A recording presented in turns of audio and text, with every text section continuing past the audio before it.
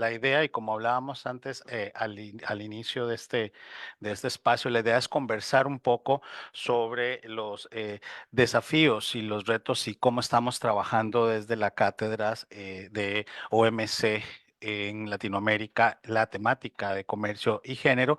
Y ahorita antes de iniciar le decía a doña Nancy precisamente que qué importante tenerla acá, porque una de las grandes interrogantes que nosotros, o por lo menos desde Costa Rica, nos hemos venido haciendo es cómo pasar de esos acuerdos multilaterales ya a una implementación en cada país con las asimetrías que tenemos y lo difícil, ¿verdad? Y las características que tiene la población. Y quisiera tal vez iniciar nada más con algunos de los temas que hablábamos el día de ayer, que aunque se hacía el esfuerzo en tendencias de comercio de no hablar del tema de género, porque estaba este panel, por supuesto que ya introducíamos algunos primeros temas. Y yo quisiera poner dentro de ese espacio algo que también mencionaba la DDG en el foro temprano, y es cómo empezamos a avanzar con la incorporación de este tema en los acuerdos comerciales, cómo la nueva conformación de un tratado de libre comercio empieza ya no solo a tener una disposición en un preámbulo o en alguna de las partes del tratado, sino precisamente dedicarle un capítulo de género, como lo ha hecho Chile en varios de sus acuerdos, y Costa Rica acaba de firmar un tratado de libre comercio con Ecuador, y es el primero de los tratados que tenemos que incorpora un capítulo de género, pero que esto definitivamente lo que nos demuestra es cómo estamos repensando el quehacer del comercio internacional, la función que tiene el multilateralismo, cómo estamos evolucionando en esta materia, pero también nos demuestra las confrontaciones y las controversias que el tema empieza a generar, ¿verdad? Es decir, cómo pasamos de las acciones, ¿verdad? O de los discursos, perdón, a las acciones. Cómo después de esa letra, ¿verdad? Lo convertimos realmente en una política pública que beneficie a más mujeres. Hoy decía la Didi en la mañana cómo participamos de esos beneficios y cómo incorporamos a las mujeres. Y yo añadiría, porque incorporar a una mujer a la fuerza laboral formal es también beneficiar a una familia, a un núcleo, y por supuesto a la sociedad como un todo. Son más las personas que se benefician con la incorporación de una mujer que con la incorporación de un hombre en trabajo informal, ¿verdad? Ahí hay un gran reto y una forma distinta de empezar a ver los temas de género, pero también de qué manera, y quisiera dejar como esas ideas para darle la palabra a ustedes, porque la idea es un diálogo entre todos, cómo transversalizamos el tema. Ayer hablábamos de comercio digital. Bueno, ¿cómo hablamos? Le decía yo a Amrita en una conversación a la salida de los foros, cómo transversalizamos hablar de comercio digital, pero comercio digital con la brecha de género.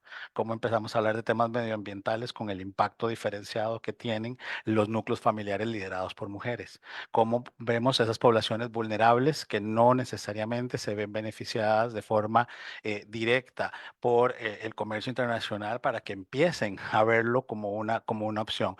Pero si partimos de realidades, la gran interrogante es cómo los convencemos, ¿verdad? Por ejemplo, en el caso centroamericano, muchas de las discusiones del modelo de integración es cómo eso me beneficia a mí como ciudadano.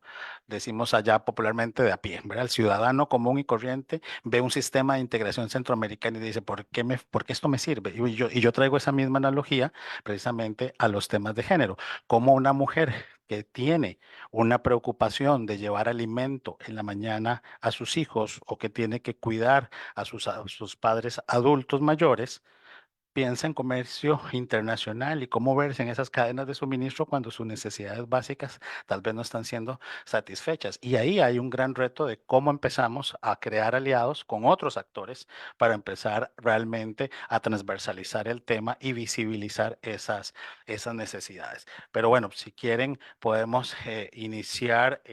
Un poco con la conversación. No sé si Isabela o Amrita quieren iniciar para ya después darle la palabra también a doña Nancy. Thank you so much. Creo que no voy a intentar de hablar en español porque ya estoy cansada después del primer panel.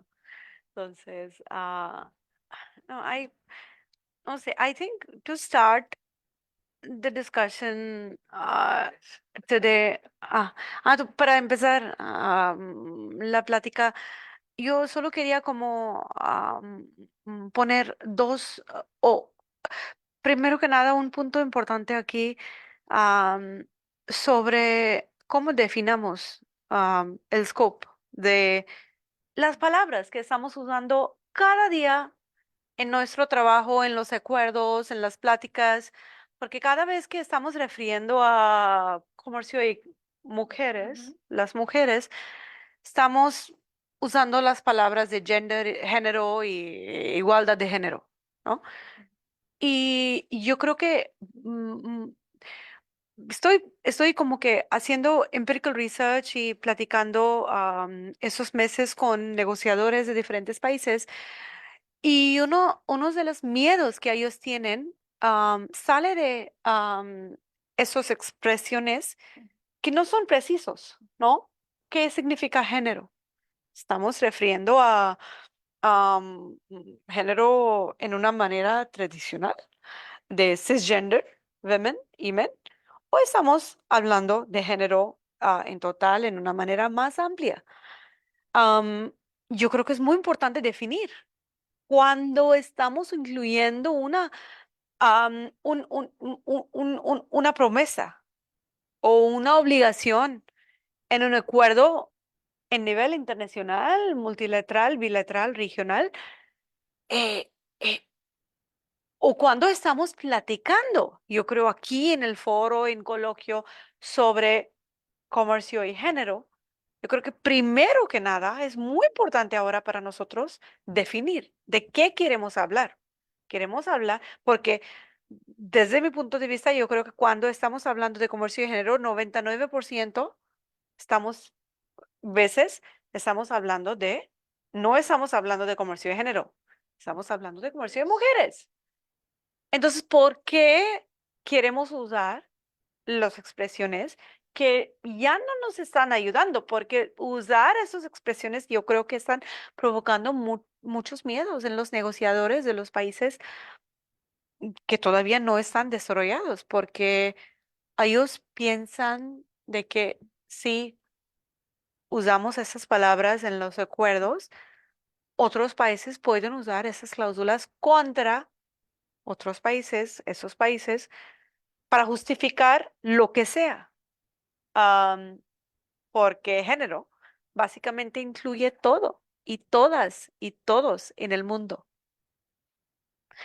Eh, y por eso yo creo que tenemos que tener como unos steps back y pensar y repensar en una cosa muy básica, cómo redactar. Y estábamos hablando ayer con Michelle sobre eso, cómo redactar estas cláusulas o cómo incluir comercio y género, comercio y mujeres en nuestras pláticas, nuestras publicaciones, cuando estamos publicando libros y artículos o cuando estamos redactando estas cláusulas por los acuerdos, por las convenciones, por los tratados.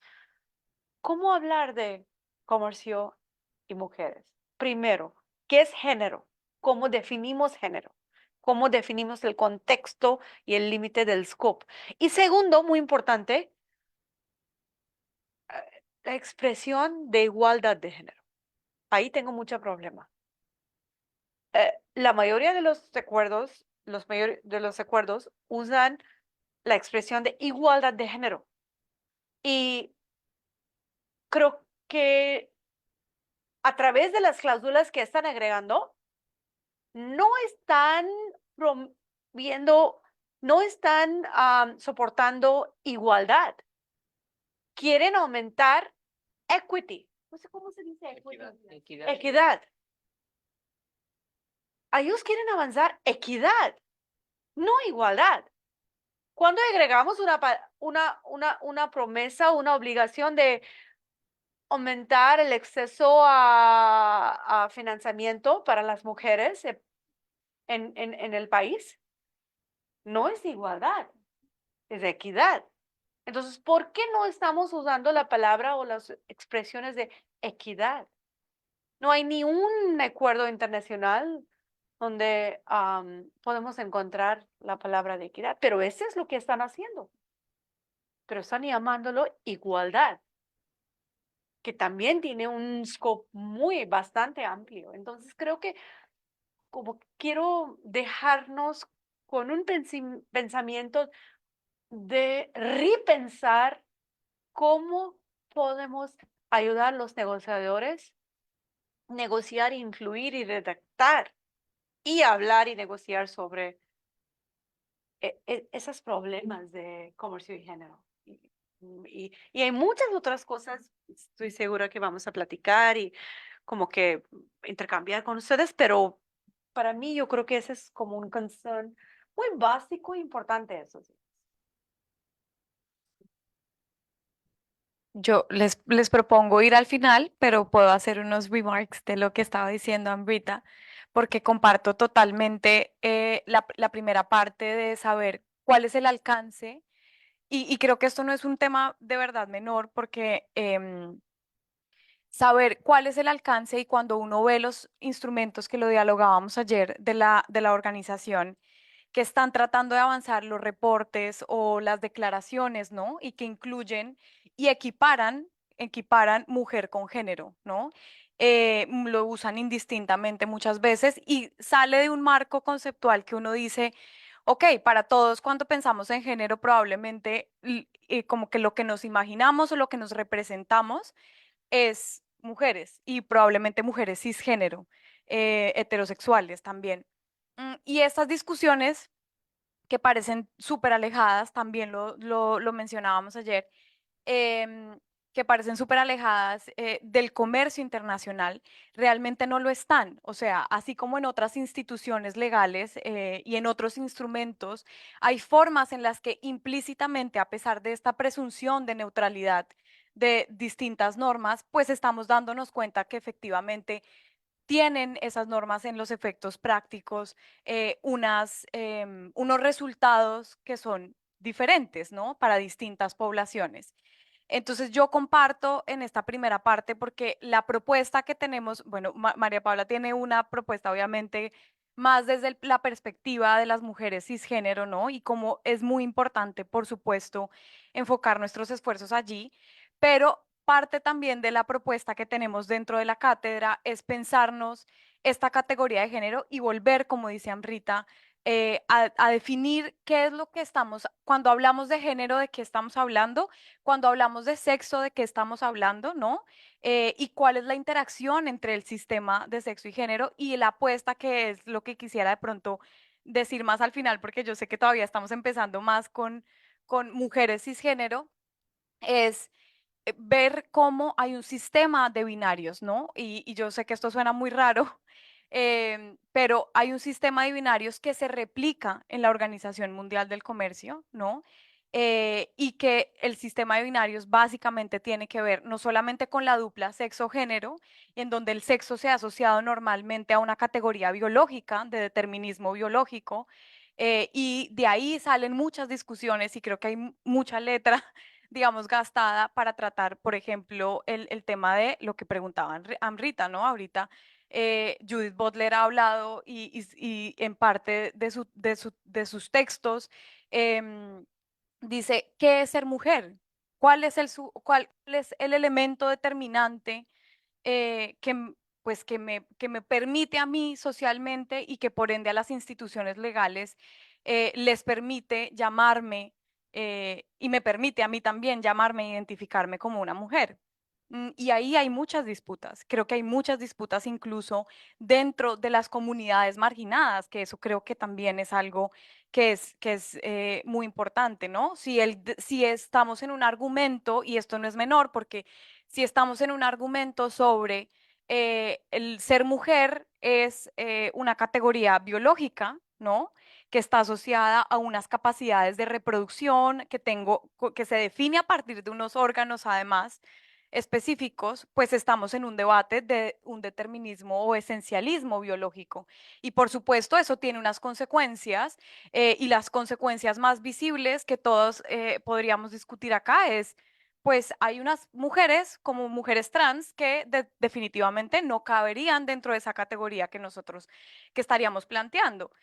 Y esto se ve como, de nuevo, súper alejado de la realidad, pero cuando yo intercambio los términos en un reporte, em, o en una declaración conjunta y creo un grupo de trabajo informal y digo como vamos a hablar de género acá, pero detrás de eso lo que hay es un equiparamiento, si se puede, entre la categoría de género y sexo. Veo que ya no es un problema como que esté en la teoría jurídica o en los derechos humanos o en cualquier otra área del conocimiento, sino que tiene unas implicaciones muy concretas de cuál es la forma en la que estoy estudiando el problema y por ende la forma en la que me aproximo a estudiar ese problema, pues de nuevo genera unos resultados que son desiguales, ¿no? Entonces quisiera como proponer eso, pero voy a dejar que continuemos ahí en la...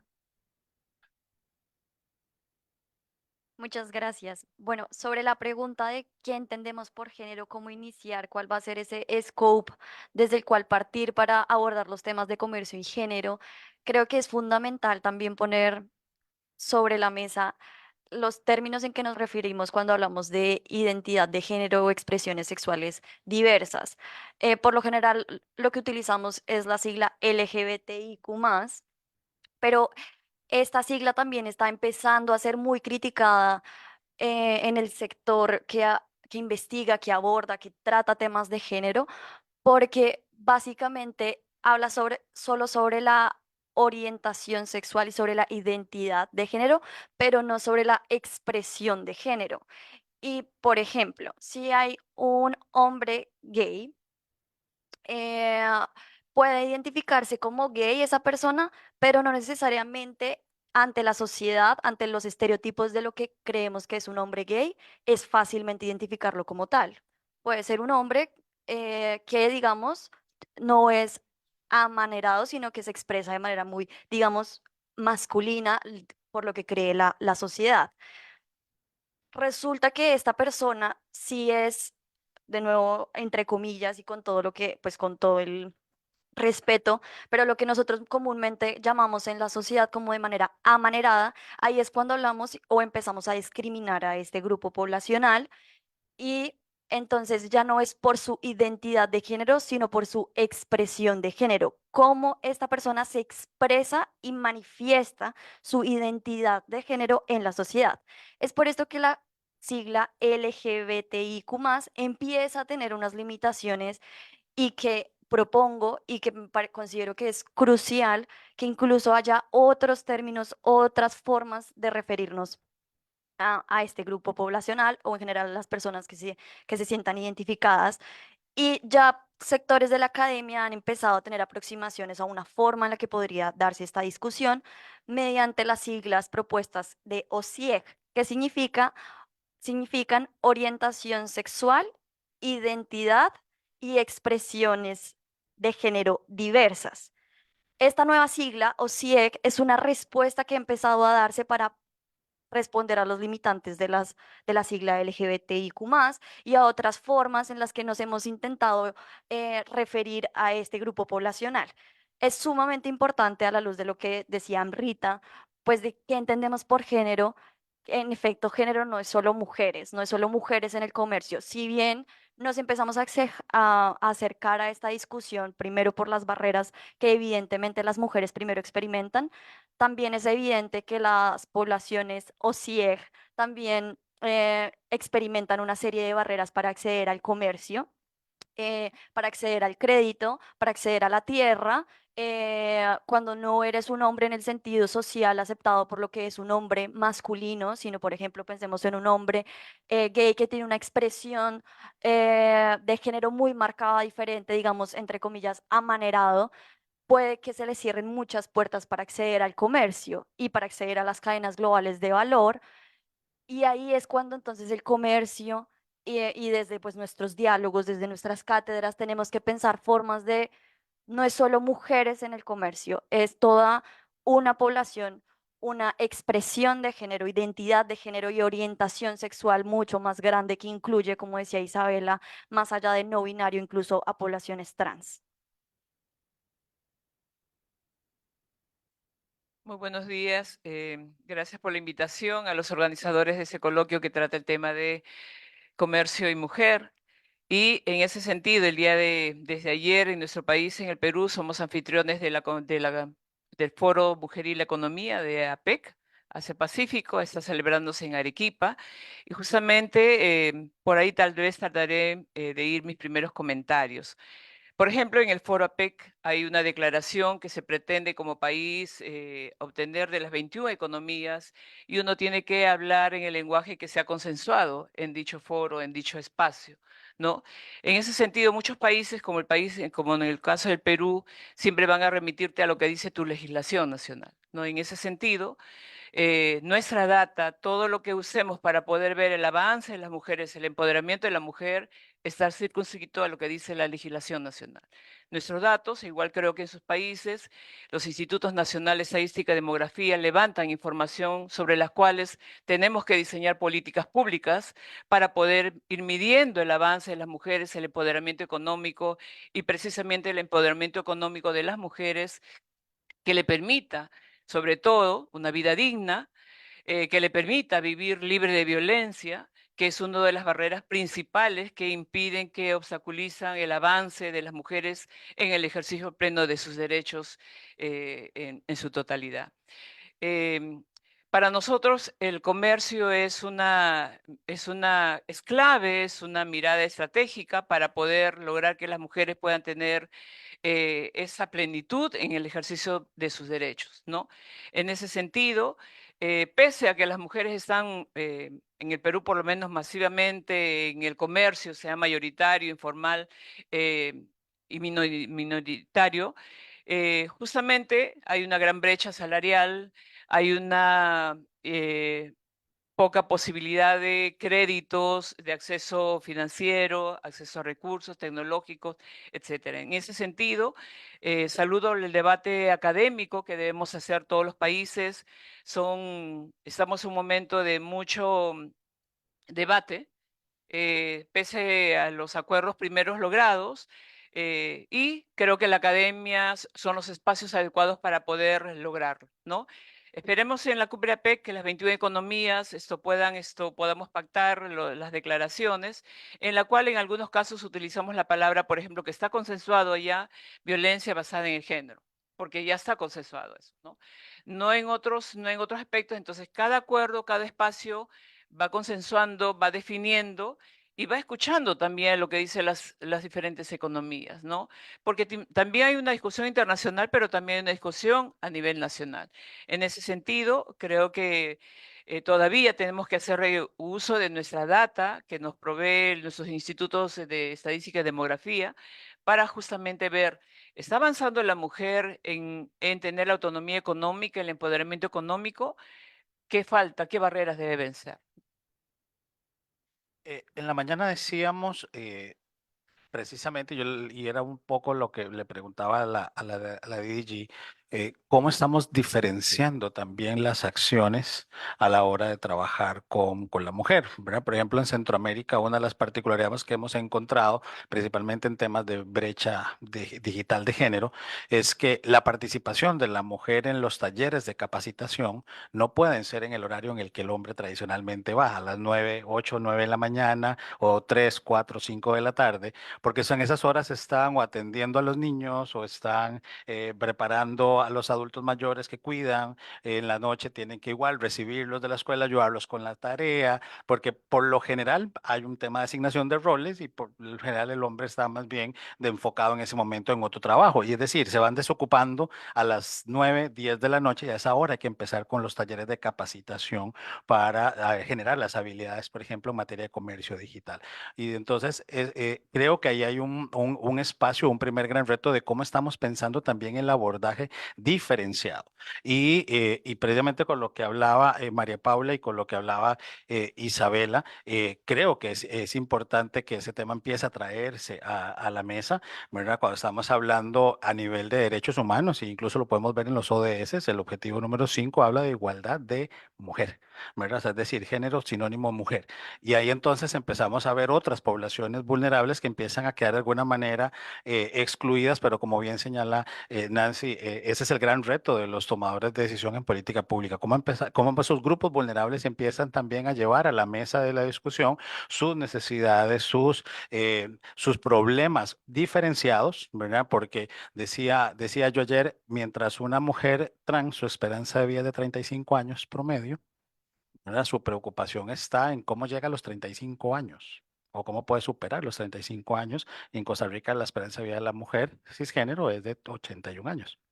¿Verdad? O sea, hay una gran diferencia. En el norte de Centroamérica, los números, y ahí doña Nancy hablaba precisamente del tema de data, ¿verdad? Cómo empezamos a ver la data que se ha generado, pero cómo empezamos a ver los subregistros también de data que no nos permiten ver la violencia de género enfocada a otras poblaciones vulnerables. Pero en el norte de Centroamérica, la data que se registra es de ciertos asesinatos, pero registrados como hombres cuando eran mujeres trans, por la falta de reconocimiento de su identidad de género en un documento. Y entonces tenemos un número que no necesariamente es el número real de los casos de violencia.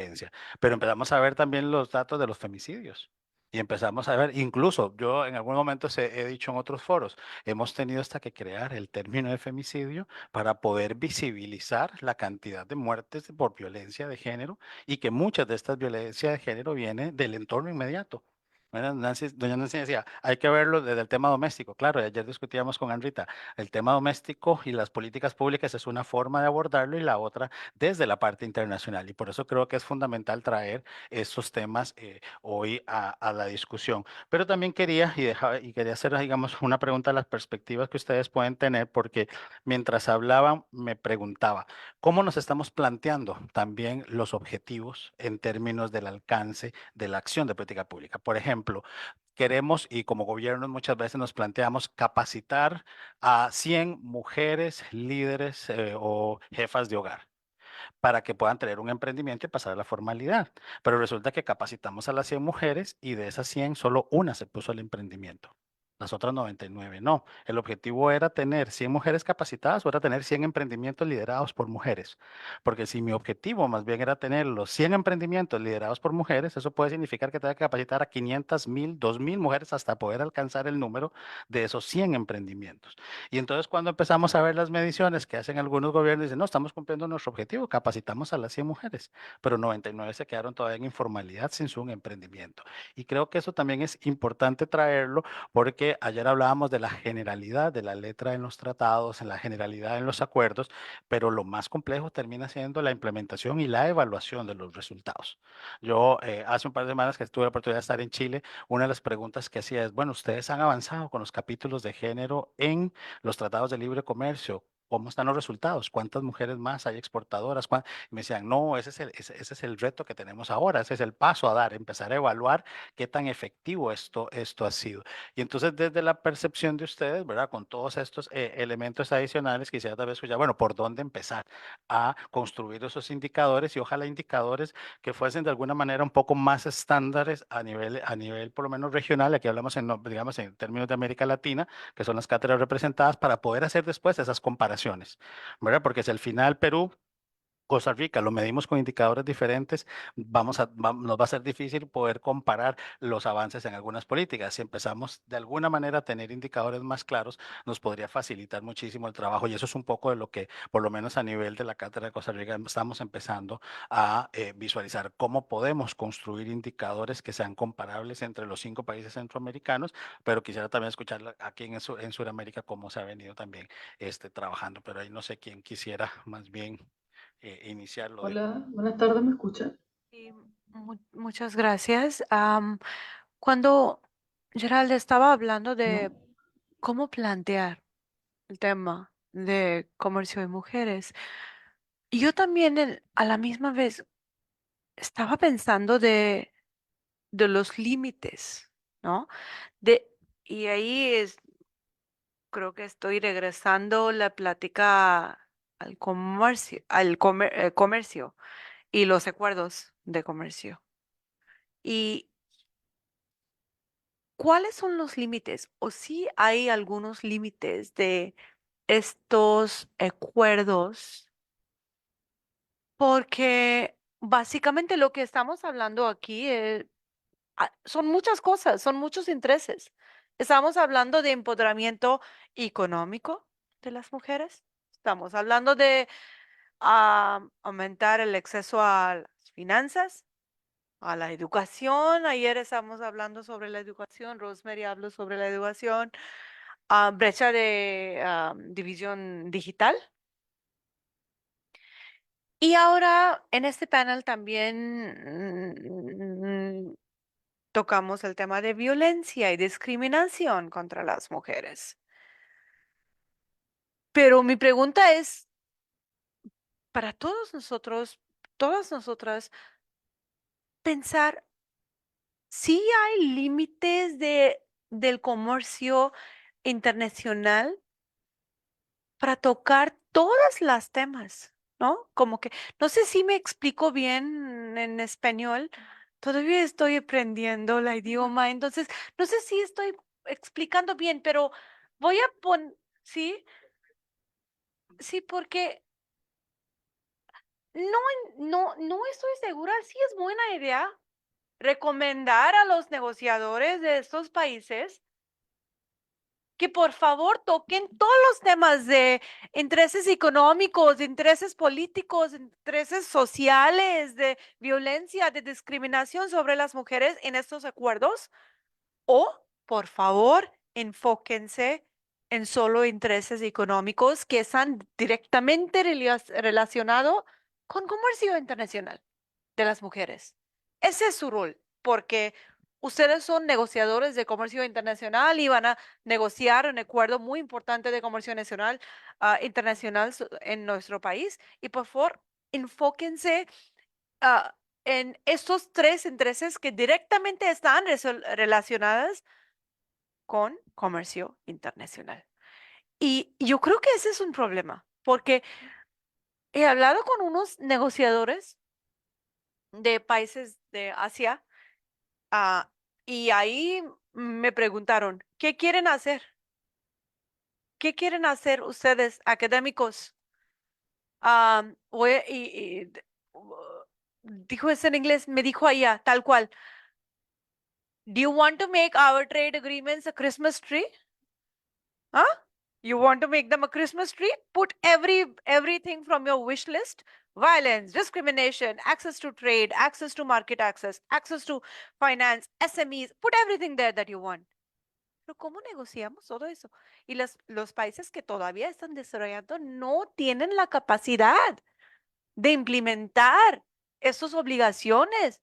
Si estamos incluyendo en nuestros acuerdos una obligación para avanzar el acceso a financiamiento y los finanzas para las mujeres, tenemos que pensar si tenemos la capacidad para hacer eso.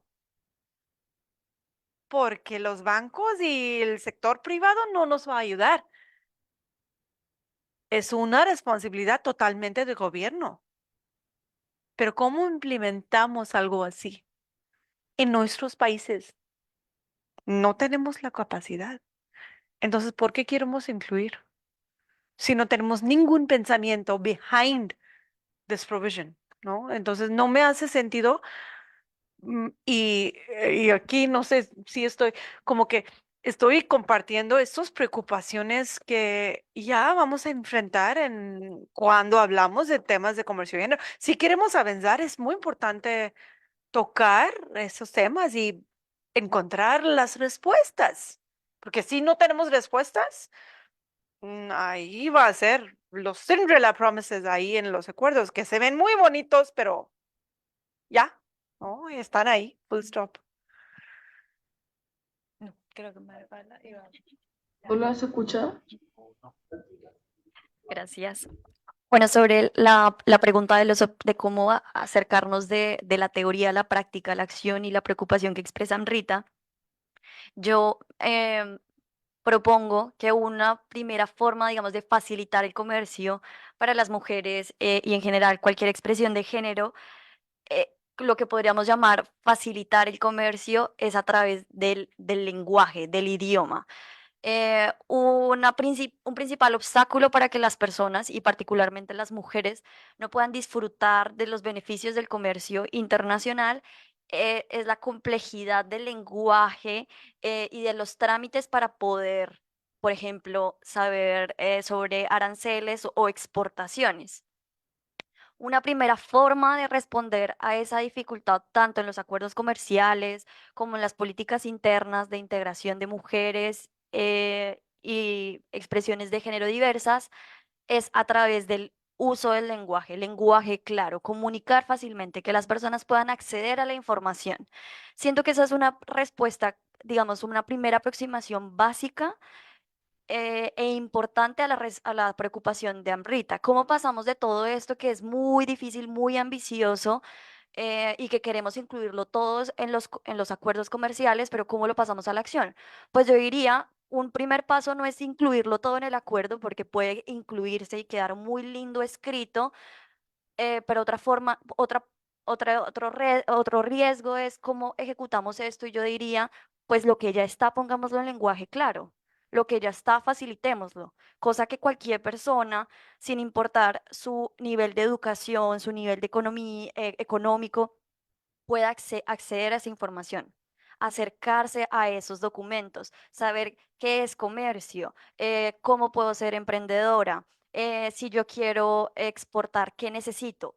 A, B, C, una imagen, infografías, o sea, literal hacer uso del lenguaje claro o plain language, porque es crucial que de esta forma cualquier persona entiende qué es lo que se trata un TLC, porque allá uno se entera, no, Canadá y Chile firmaron un TLC, bueno, pero ¿eso qué es?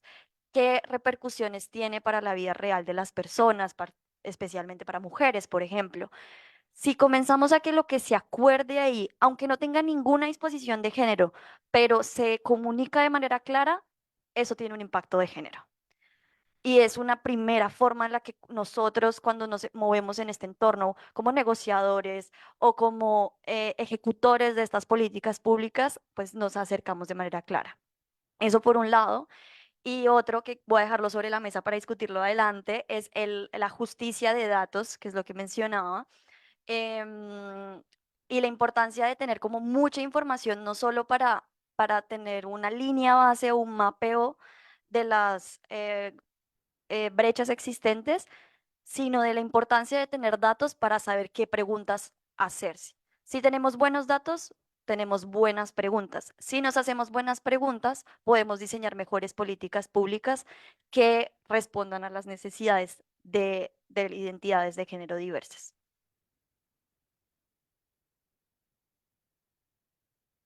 Bueno, creo que el enfoque de género es una herramienta poderosa para cuando diseñamos un curso, diseñamos capacitaciones, diseñamos un proyecto. Es lo que nos va a dar las herramientas para poder tener con claridad si quiero la presencia de mujeres, ¿cómo puedo facilitar que estén ahí? ¿No?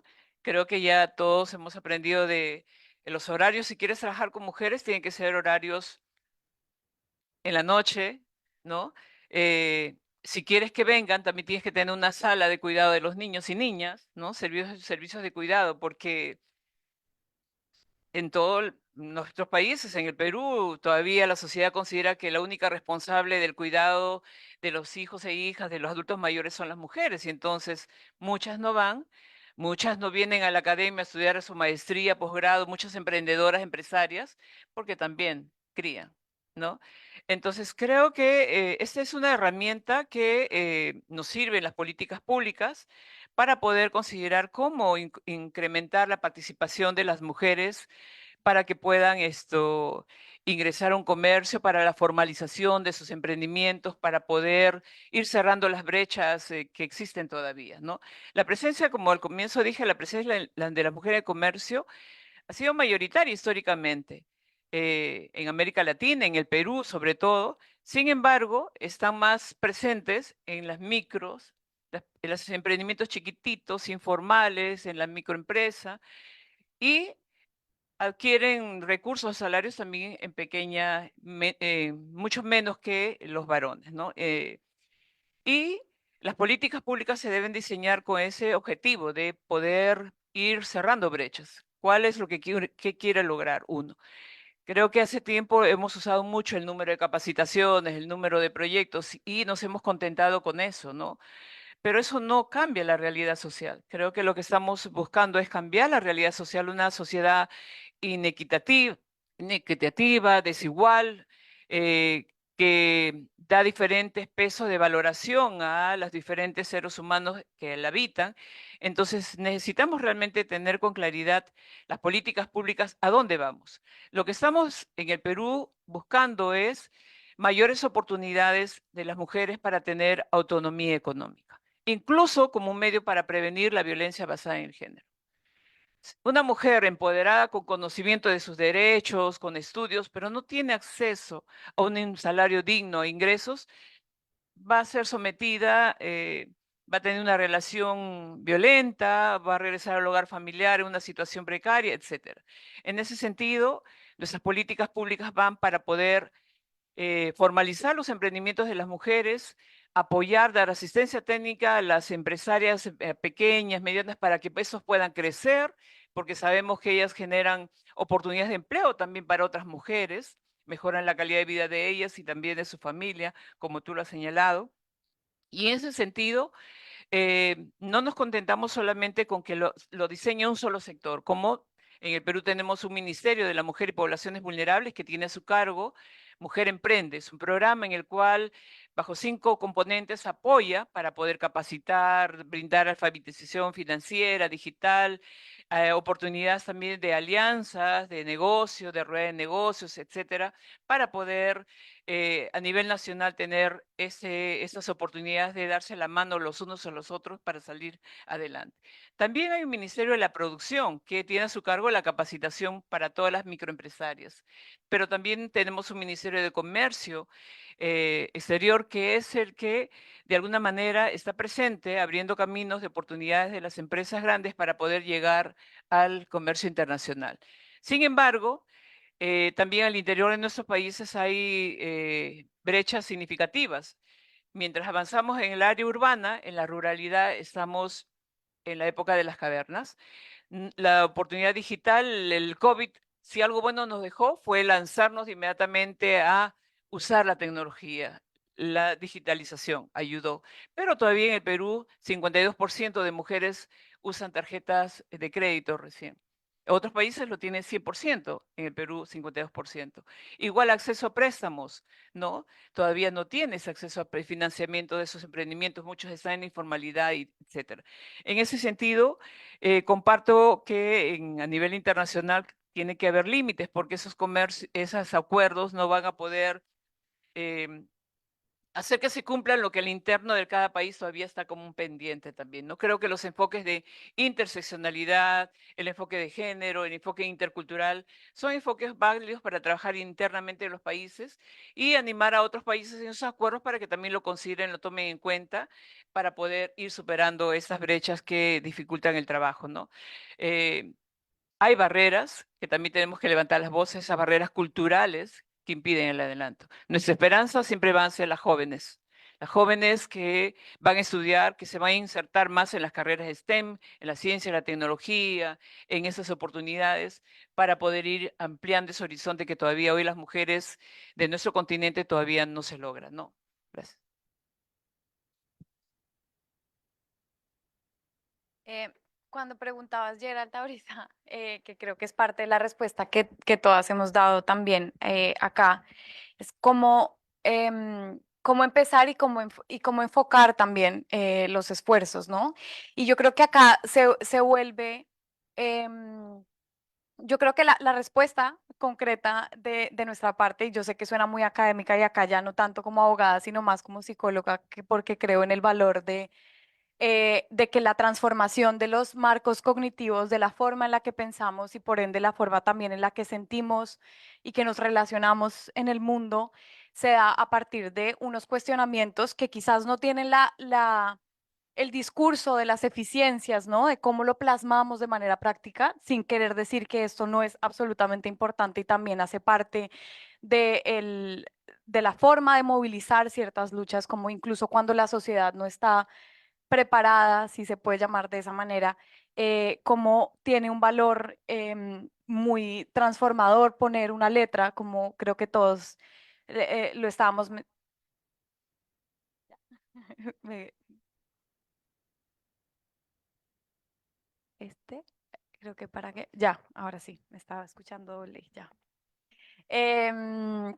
Como tiene un valor simbólico también incluir textos em, que incluso yo sé que hemos sido muy críticas como de cuál es el impacto que tiene y si realmente una mención en un tratado que no es la parte quizás, o en los acuerdos que no es en la parte más gruesa, tiene algún valor. Y yo quiero pensar que sí lo tiene, ¿no? No sé qué tan rápido, no sé qué tan visible se pueda ver y tangible, si se quiere, que creo que es como la forma en la que nos aproximamos muchas veces y parte de lo que decía antes sobre los binarios, que parece tan alejado y este sistema, ¿no? de sexo, género, y que cuando, cuando uno lo escucha y la forma en la que se ha permeado el debate de identidades de género, ¿no? Y cómo está depolitizado y cuando uno lo dice en ciertos auditorios es como, no, o sea, esto se fue ya a un extremo. Mm, pero creo que por un lado sí estamos avanzando a pasos muy lentos, quizás, como en estas inclusiones, pero también creo que es muy importante que empecemos a desafiar mucho más cuáles son como las instituciones y por eso traía a colación el punto del sexo, ¿no? Porque hay un correlato en donde creemos, no solamente como hablábamos antes, en un determinismo biológico y creo que está muy permeado en este momento, la discusión está muy enfocada en eso. em, en mujer desde una categoría de lo que entendemos como mujer cisgénero, y se ha comenzado a antagonizar y como a mirar como nuevamente una dicotomía entre o abordamos en eficiencia las luchas de las mujeres cisgénero, em, y como que si no enfocamos los esfuerzos ahí, pues no vamos a hacer como que nada, ¿no? Entonces ahí está el punto de el que mucho abarca, poco aprieta también, pero lo que yo creo es que si nos repensamos de verdad los marcos como conceptuales que tenemos para pensar la categoría pues, de género, y si pensamos acá entre todas y todos y todes, em, ¿qué es lo que a ustedes los hace esa identidad que hablaba María Paula también y que los hace expresar una identidad en particular de género? Porque el problema también está en que creemos, de nuevo, y ayer lo decía,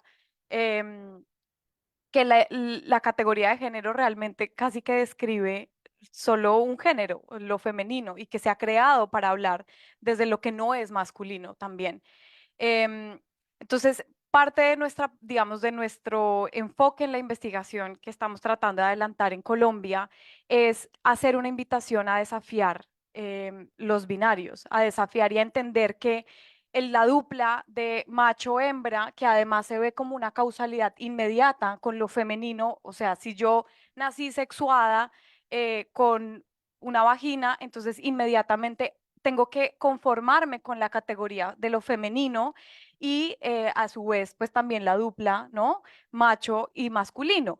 Y uno dice, de nuevo, ¿esto qué tiene que ver con estas discusiones? Porque no son solamente las mujeres trans, que creo que hay, em, y los hombres trans, hay suficiente investigación como para demostrar también los impactos, que es una lucha en este momento enfocada en sobrevivir, literalmente, no porque las mujeres cisgénero en muchos casos y en muchas de las intersecciones que pueden existir no estén dando esas mismas luchas.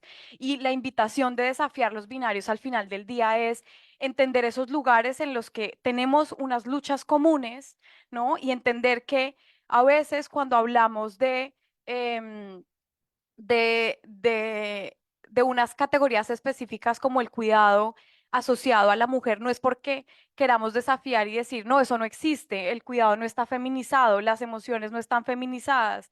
no hay trabajos altamente masculinizados y por ende el acceso a esos trabajos o el acceso a ciertos tipos de servicios financieros también, por supuesto que tienen un género, ¿no? Y por supuesto que tienen unas barreras que reflejan las mismas barreras a las que se enfrentan estas personas en la sociedad.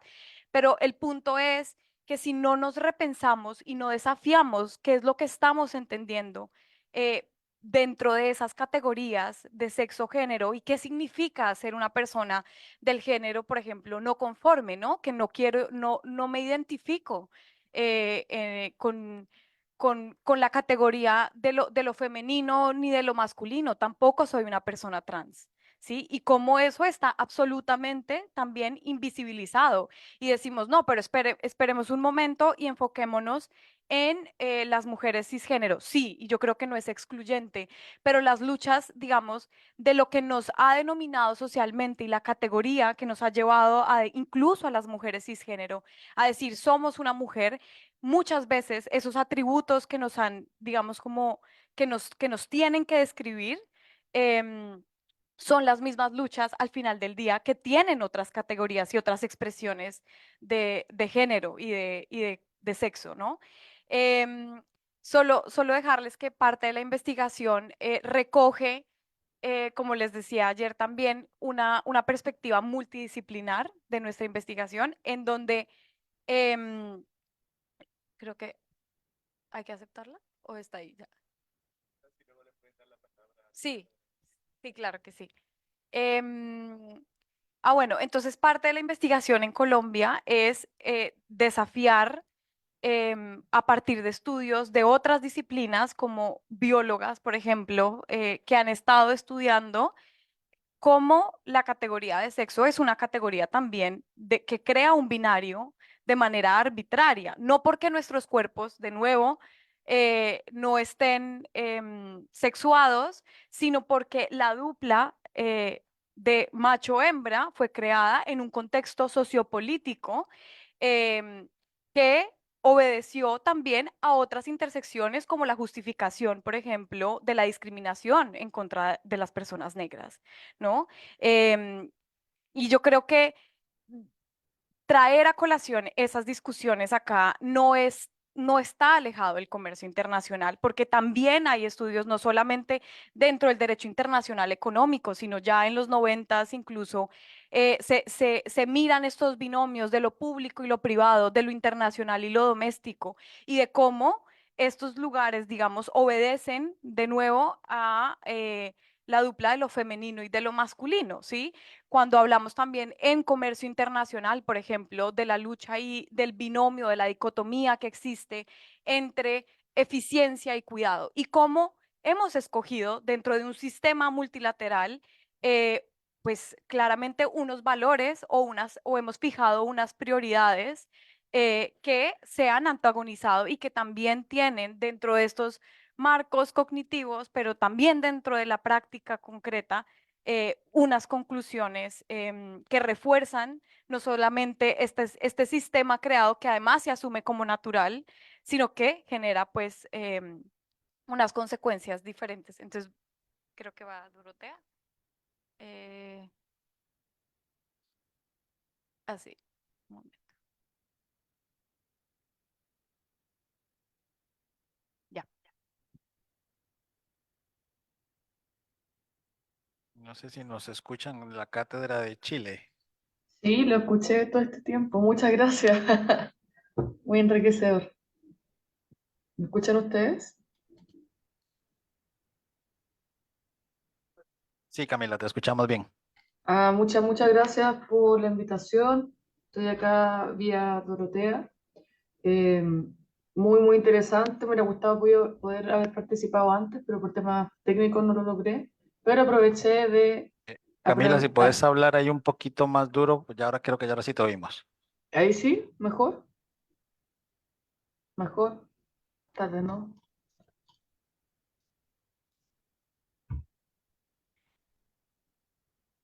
Ahí sí, mejor.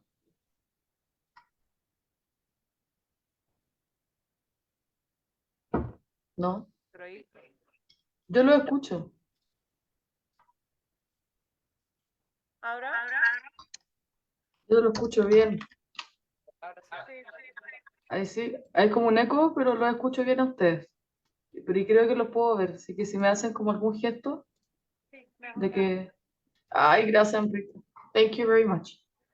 Eh, no, muchas gracias a todos los ponentes. Por temas técnicos no pude participar antes, pero alcancé a escuchar lo que estaban diciendo ustedes. Así que tuve una clase gratis. Muchas gracias. Respecto a lo que se mencionó, sí, en el caso de Chile, efectivamente, a través de nuestra política exterior feminista también se levanta como un eje el tema de género y comercio y de ver la iniciativa que se pueden ir haciendo para poder institucionalizar algunas políticas públicas. Porque, como bien sabemos, muchas veces hay muchas iniciativas que duran lo que dura un gobierno. Entonces, la idea es acá tratar de meterlo a la institución para que pueda prevalecer independientemente de lo que piense un sector político u otro, sino que hayan prácticas ya que sean estatales que puedan promover justamente la igualdad y equidad de género y a través de algunas iniciativas de política comercial también, por ejemplo, viene siendo una expresión de ello. Ahora mismo también estamos participando de una investigación con la OMC respecto a justamente el impacto de estas disposiciones de género o acuerdos de género en diversas regiones del mundo. Y va a estar entretenido, vamos a ver los resultados, creo que en junio vamos a tener algunos resultados preliminares de aquello y es justamente por ir viendo cómo está empezando a darse como la práctica de todas estas iniciativas que hemos tenido a lo largo de los años. De las disposiciones se pasaron a los capítulos, de los capítulos se ha tratado de transversalizar la temática de género en los acuerdos comerciales y ahora vamos a tratar de ir viendo, identificar justamente funciona, no funciona, qué áreas hay que fortalecer, qué son las cosas que nos están costando un poco más levantar e ir viendo las diferencias también entre las regiones y también los países de por qué funcionan algunas partes, algunas prácticas y por qué en otras no tanto. Entonces eso se viene entretenido, va a ser en junio. Comparto justamente también los desafíos que se mencionaron previamente, incluso la misma definición de género en política comercial levanta también algunas interpretaciones que no siempre coinciden. Y a mi parecer, otro desafío interesante es justamente cómo podemos articular desde la academia y las instituciones públicas, también incluso también en temas como incluso con privados, cómo se articulan todas estas ganas y toda esta iniciativa en cosas que vayan a poder quedarse con más tiempo. Así que nada, solo agradecer la oportunidad, no sé si alguien quiere intervenir, yo feliz de aquí a hacer un diálogo o alguna cosa para no hacer un monólogo. Muchas gracias.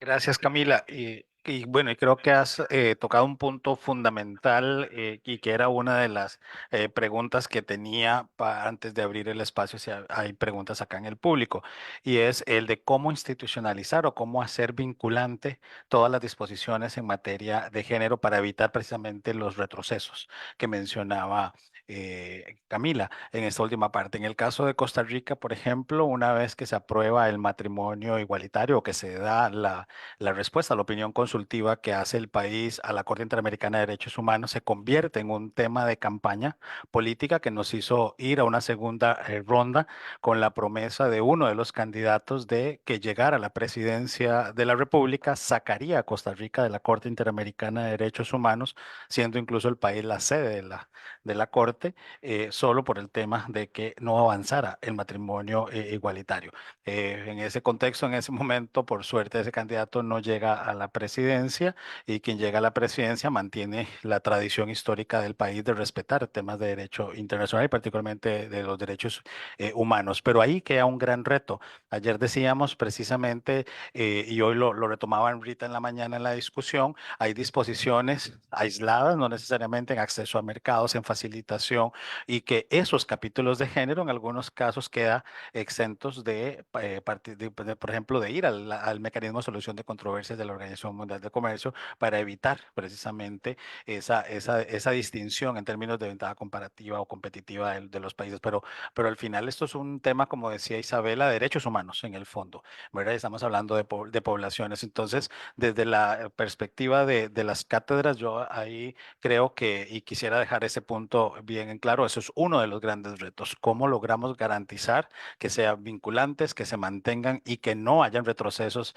dependiendo de quién llegue a ejercer puestos de poder dentro de las estructuras de gobierno? ¿Cómo avanzar en esa institucionalización? Y doña Nancy decía, bueno, vamos todos a nuestro ritmo y hay problemas domésticos importantes que ir trabajando, pero es fundamental poder realmente garantizar ese acceso. Entonces, más bien empezaría con Camila, si quieres, sobre este espacio de cómo seguir avanzando en la institucionalización y que sean vinculantes estas disposiciones. Es que es muy difícil. Hay que reconocer el hecho de que esto se va a basar en diálogo, en llegar a puntos comunes con países que entienden incluso estos mismos conceptos de una forma súper distinta. Entonces, es muy complejo también darle tantas tareas o tanta responsabilidad a la política comercial de un país si es que entendiendo de que incluso en los temas más básicos podemos tener interpretaciones distintas.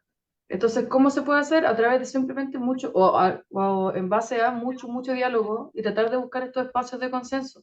Pero hay que reconocer que incluso el vínculo entre género y comercio, si bien la academia lo ha reconocido mucho tiempo, es algo que cuesta mucho que los gobiernos, independientemente de la región, lo hagan propio. Y eso también se ve reflejado a la hora de negociar estas mismas disposiciones de acuerdo de género. Por algo, y también los mismos acuerdos de género per se. Por algo también, muchas veces, históricamente, desde que están, tienen un lenguaje muy amplio, muy vago, para justamente no asustar un poco a la contraparte. Entonces, hay que buscar formas de que funcione, pero hay que hacerlo en base a mucho consenso y entender de que tenemos de posiciones muy distintas. Gracias.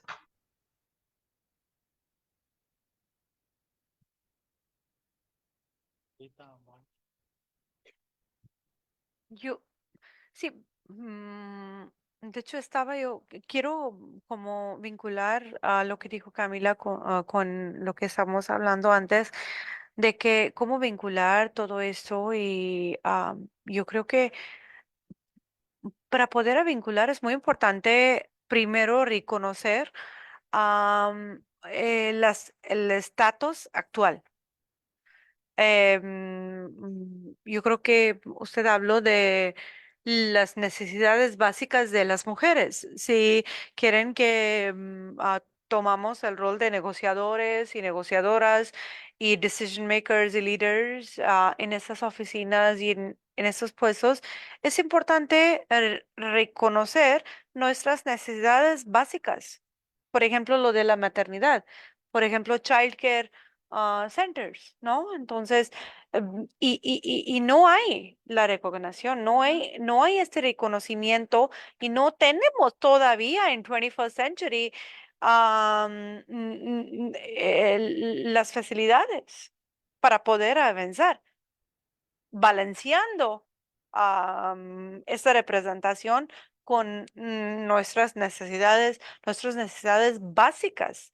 Y no sé, aquí doy dos ejemplos, ¿no? Eh, y estamos hablando de nivel internacional.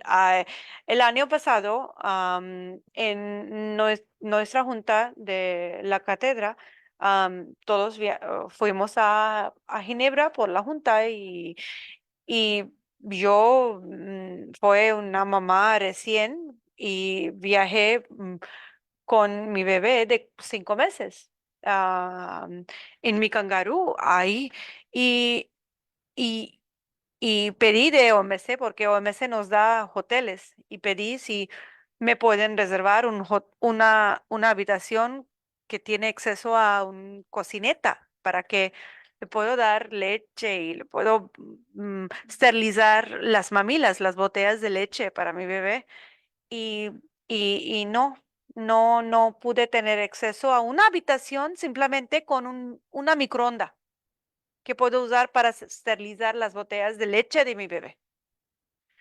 Y entonces yo dije, ok, muchas gracias, yo voy a pagar por un hotel de mi propia cuenta que tiene es eso. Entonces es una cosa tan básica, ¿no? Y otro ejemplo es también del año pasado, en agosto, me fui a Apex Summit que están teniendo en Arequipa, el año pasado en agosto tenían Epic Summit en Seattle.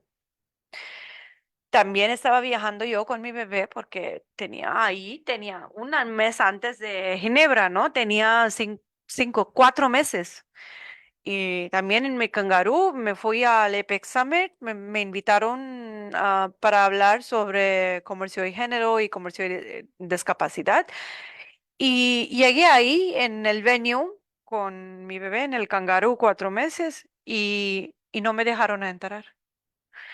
Y la persona ahí, la señora ahí en la entrada que estaba encargado de las registraciones y todo, cuando yo dije, pero, pero me invitaron como la experta para hablar de esos temas y falta 5 minutos para empezar la sesión de los negociadores. Entonces quiero llegar y no puedo dejar mi bebé aquí ¿quieres que dejo mi bebé aquí contigo desde 4 meses? ¿Y qué hago? No, estoy viajando con él. Y me dice a ella, este es un evento profesional. No te podemos permitir a entrar con tu bebé. Y yo, ¿qué? No pude entrar.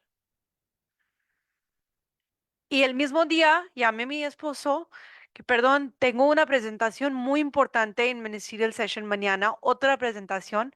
¿Puedes llegar a Seattle? Y puedes encargarte del bebé. Y llego en la noche de ese día y el siguiente día me pude entrar sola. Entonces, eso pasó en agosto, en Seattle. Entonces, eso es lo que estamos viviendo, ¿no? Y estamos hablando de igualdad y equidad y todo eso que suena muy, muy bonito, pero eso es la realidad. Y eso pasa con las mujeres que están ya empoderadas, ¿no? Como yo considero que sí soy empoderada, pero así es la realidad, ¿no? Mm, qué bien. Bueno, muchas gracias por haber contado tu experiencia, porque graficas lo que pasa en la realidad de millones de mujeres todavía en nuestros países, que necesitamos todavía trabajar por esas necesidades básicas, que todavía no tienen ni siquiera conexión de agua, desagüe, postas para cuidarse su salud, cercanos. Entonces, hay mucho que resolver, por eso eh, es un desafío. Hemos hablado de algunas poblaciones vulnerables, pero no de todas las poblaciones vulnerables. Y también en APEC, este año se va a incorporar por primera vez en este foro económico de comercio el tema de la discapacidad. Cómo somos inclusivos también para ver a las personas con discapacidad. Y podemos nosotros de una mirada, de un enfoque interseccional también, las mujeres con discapacidad en ese listado, ¿en dónde están? Y van a ser de las más excluidas, ¿no? Es un gran desafío, una población invisibilizada, marginalizada, sin oportunidades para poder ni siquiera estudiar. Estamos en una casa de estudio, pero también siempre me gusta preguntar, ¿cuántos docentes con alguna discapacidad hay en esta casa de estudio y cuántos alumnos tienen? Aquí no podría entrar una persona con una discapacidad física, por ejemplo. Ya de por sí estaría discriminada, como el hotel que no tiene un microondas para calentar la leche materna, ¿no? Entonces, hay mucho por hacer porque todavía segregamos, discriminamos, estereotipamos a personas que las consideramos que no valen y no levantamos nuestra voz por ellos, ¿no? En APEC de este año, Perú está colocando ese tema en la agenda. En la anterior vez que fuimos presidente, colocamos en la agenda APEC, que todo el mundo se horrorizó, el tema de la violencia, porque es una barrera que nos impide ir a esos espacios de negociación, crecer nuestras empresas, insertarnos al comercio internacional, etcétera. Tampoco hemos hablado de las personas en el Perú, la población afrodescendiente es significativa, pero también una discriminación racial que también impide igual su acceso a este mercado, esos espacios. ¿Cuántas de ellas participan en estas rondas de negociación, en las misiones diplomáticas, etcétera, ¿no? Entonces, los acuerdos ayudan porque provocan cambios. En los países que son miembros, quieran o no quieran, reacios a los acuerdos, tienen que cumplir si quieren seguir siendo parte de estos espacios, ¿no? Como el tema de APEC. Creo que hay un mandato mucho más obligatorio si tuviéramos una convención, como lo tenemos en la Convención Belén do Pará, en el caso de violencia, que periódicamente rendimos cuenta y tenemos que mostrar avances, ¿no? Creo que, perdón, hay mucho por hacer, pero la institucionalización de esta mirada perdón,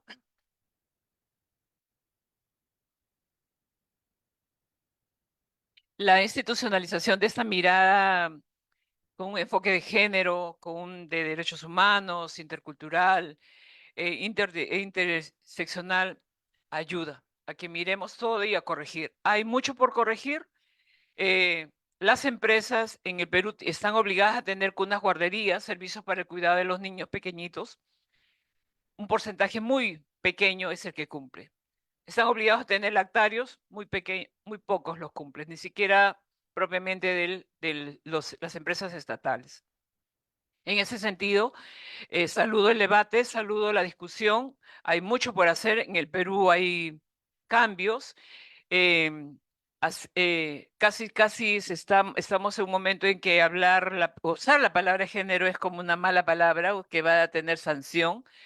Y es lamentable porque nos impide realmente mirar de una forma mucho más amplia y poder corregir esas desigualdades y ese trato discriminatorio que todavía brindamos a unos en detrimento de otros, ¿no?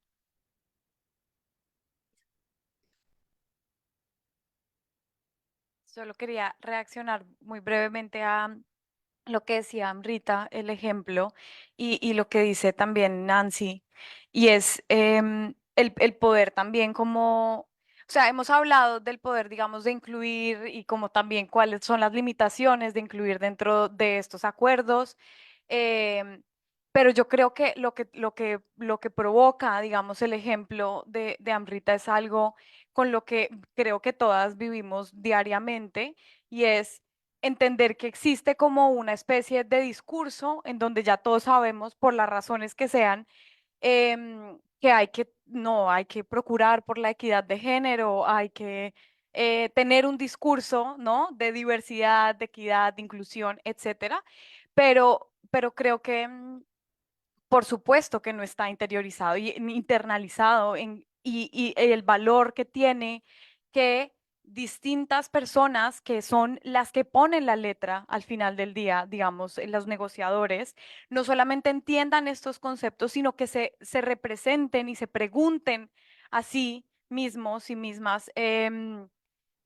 ¿Cómo me aproximo yo? Porque seguramente están ejerciendo formas de violencia, no de manera, si yo le pregunto acá a todas las personas, probablemente todas vamos a decir, no, yo soy súper abierta o abierto con, o sea, como con cualquier tema, ¿no? O sea, abogo por la equidad de género.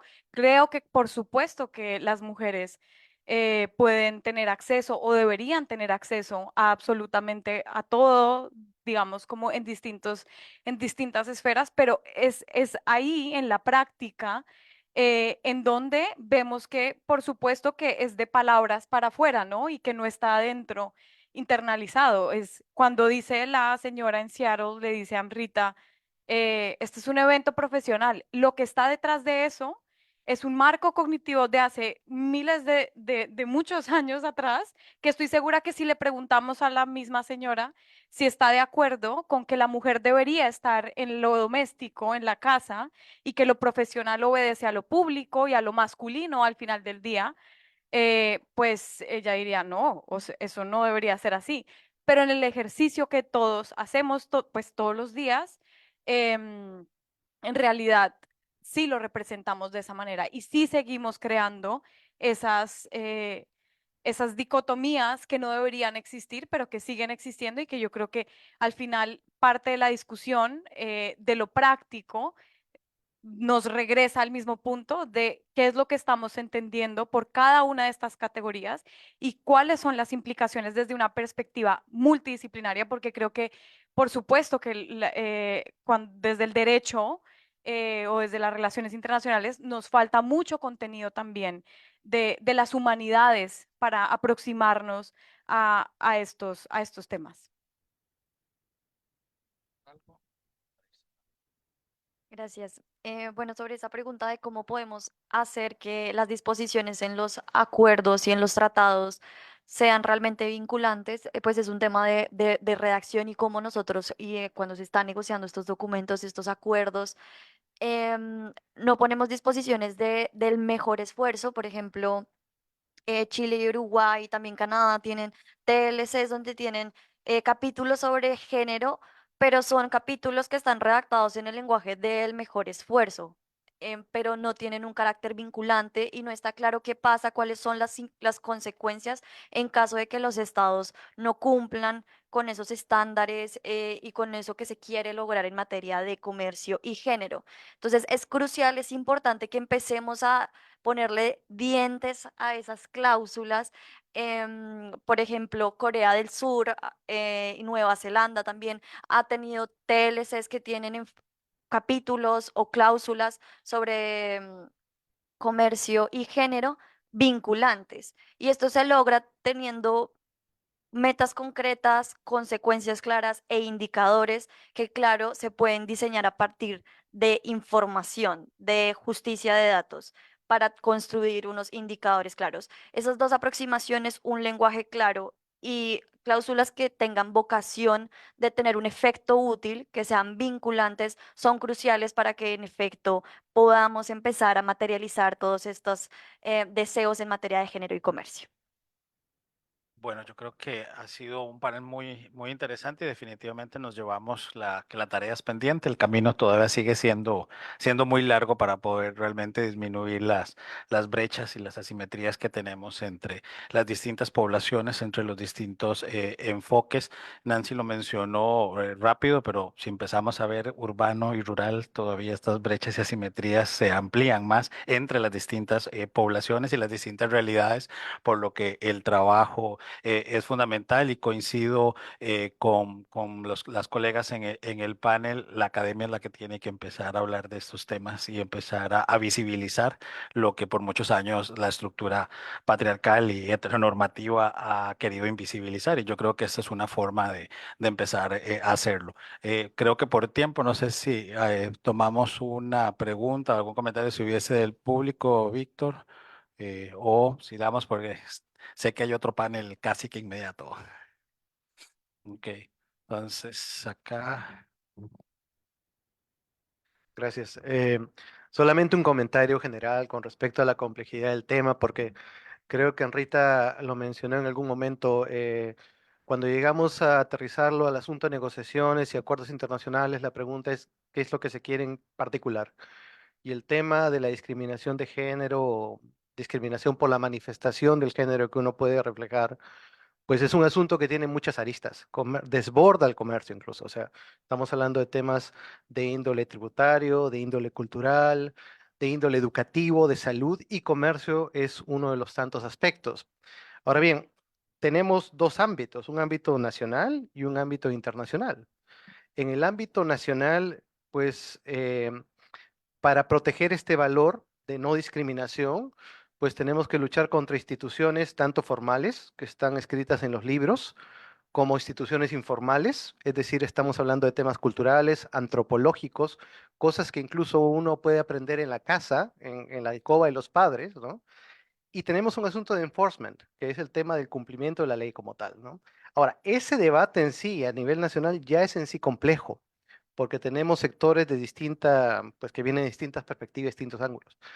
Si pasamos al nivel internacional, en el cual justamente ya se forjan los acuerdos, el asunto puede tener un peldaño más de complejidad. Si queremos, por ejemplo, traspolar el asunto al marco OMC, estamos hablando de 166 miembros, 166 países que tendrían que ponerse de acuerdo en criterios únicos.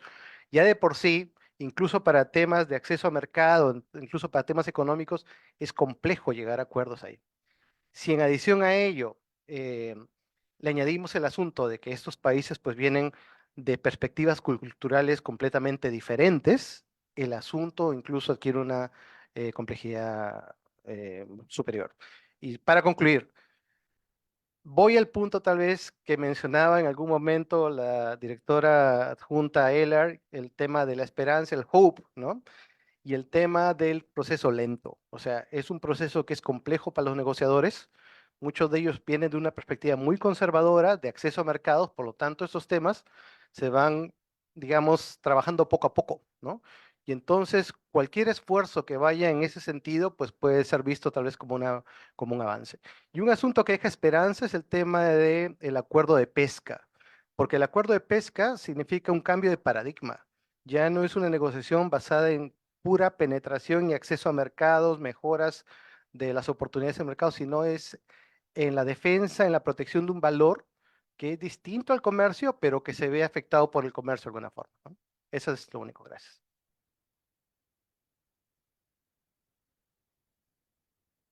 Rápidamente, gracias. Muy interesante.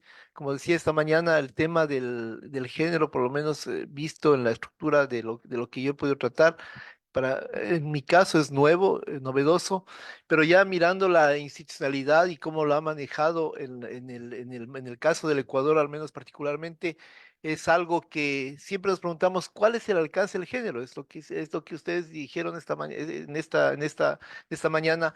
¿Cómo se define y cómo se determina el tema del género en primera instancia, ¿no? Es decir, normalmente está vinculado con el género femenino, ¿no? Pero va más allá y ese es un punto clave que hay que entenderlo ya en el contexto del el momento en que se va a implementar cualquier tipo, no solo de norma nacional, sino ya en el caso de los acuerdos bilaterales, multipartes y multilaterales que se pueden dar.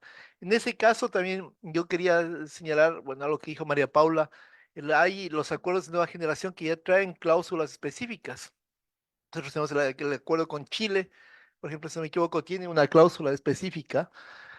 Ahora estamos negociando un acuerdo con Canadá, ¿no? A nivel bilateral, también entiendo que tiene cláusulas específicas no solo de género, sino también pueblos indígenas, ¿no? Nosotros en la Cátedra OMC Ecuador vamos a tener un taller con el Viceministerio de Comercio y con los pueblos indígenas para definir y aclarar el alcance de esta cláusula de pueblos indígenas, al menos en ese contexto. Pero bueno, hay acuerdos que ya tienen... el de Costa Rica también creo que tiene el tema pero lo que decía María Paula, de estos acuerdos necesitan unos dientes que los puedan permitir, que les permitan tener una fuerza normativa. Yo ahí tengo un punto clave que creo que es importante y que lo dijo Fernando también. El tema de los dientes lo da la legislación nacional, porque esos acuerdos están vinculados definitivamente con la legislación nacional. Si no hay un empoderamiento del acuerdo en la legislación nacional, ¿no? Hay claros aspectos de género en la legislación nacional que van a permitir que esos acuerdos vinculen a los actores. eh, si es que los actores logran entender, ahí viene lo que decía ahorita, si los actores logran entender el alcance de los términos de los acuerdos. Entonces, ¿cuál es nuestro trabajo? Creo yo, difundir lo más posible el alcance de esos acuerdos, mirar, tratar de llegar a los actores. Nosotros, bueno, ahora en 2 o 3 semanas vamos a tener a los pueblos indígenas, pero ahora tenemos un nuevo reto que es definir y determinar el alcance del género y hacer que esos acuerdos puedan llegar también a un destinatario que serían los actores de género con la legislación nacional pueden tener un alcance mucho más preciso y pueden aprovechar los acuerdos, que es la idea, ¿no? Para eso se hacen, ¿no? Es decir, no tendría que venir una fuerza externa, digo yo, multilateral, sino sería necesariamente del interior hacia afuera que debería operar eso, ¿sí? Al menos que lo pienso así. Reacción, ¿no? ¿Verdad? Creo que hay bastante todavía que discutir. Muchas gracias a todos y entonces de esa manera damos por finalizado el panel. Gracias. Luego,